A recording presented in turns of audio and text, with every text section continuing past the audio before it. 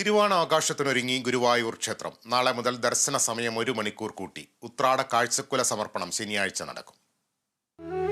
ഗുരുവായൂരപ്പന് ഉത്രാട കാഴ്ചക്കുല സമർപ്പണം, ഓടപ്പുടവ സമർപ്പണം, ഓടസദ്യ, വിശേഷാൽ കാഴ്ചശീവേലി എന്നീ ചടങ്ങുകളാണ് ക്ഷേത്രത്തിൽ തിരുവോണാഘോഷത്തിന്റെ ഭാഗമായി നടക്കുന്നത്.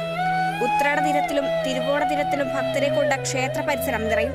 ഇത് കണക്കിലെടുത്താണ് ഓണക്കാലത്ത് ദർശന സമയം 1 മണിക്കൂർ കൂട്ടാൻ ദേവസ്വം ഭരണസമിതി യോഗം തീരുമാനിച്ചത്. ഉത്രാട ദിനത്തിലും തിരുവോണ ദിനത്തിലും 1 മണിക്കൂർ കൂടുതൽ ദർശന സമയം ലഭിക്കും. സാധാരണ ദിവസങ്ങളിൽ വൈകിട്ട് 4:30 തുറക്കാറുള്ള ക്ഷേത്രനട 3:30 തുറക്കും. അവിട്ടം ചതയം നാളുകളിലും ശ്രീനാരായണ ഗുരു സമാധി ദിനമായ 21-നും ഞായറാഴ്ചയായതിനാൽ 22-നും ക്ഷേത്രനട 1 മണിക്കൂർ നേരത്തെ തുറക്കും. ശനിയാഴ്ച രാവിലെ ശീവേലിക്ക് ശേഷമാണ് കാഴ്ചക്കുല സമർപ്പണം. സ്വർണ്ണ കൊടിമരച്ചുവട്ടിൽ മേൽശാന്തി ആദ്യ കാഴ്ചക്കുല സമർപ്പിക്കും. തുടർന്ന് ദേവസ്വം ചെയർമാനും ഭരണസമിതി അംഗങ്ങളും ഭക്തരും കാഴ്ചക്കുല സമർപ്പിക്കും. കാഴ്ചക്കുല സമർപ്പിക്കാനെത്തുന്ന ഭക്തർക്ക് പ്രത്യേകം വരിയുണ്ടാകും. 100 കണക്കിന് ക്ഷേത്രക്കുലകളാണ് ഭക്തർ ഭഗവാന് സമർപ്പിക്കുക.